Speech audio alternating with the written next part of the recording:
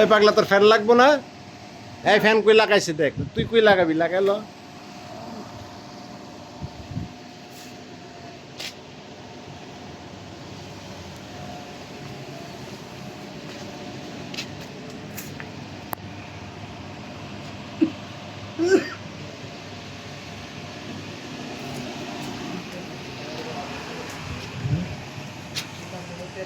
তুই কি এক এক লেতে যাইবো না সব?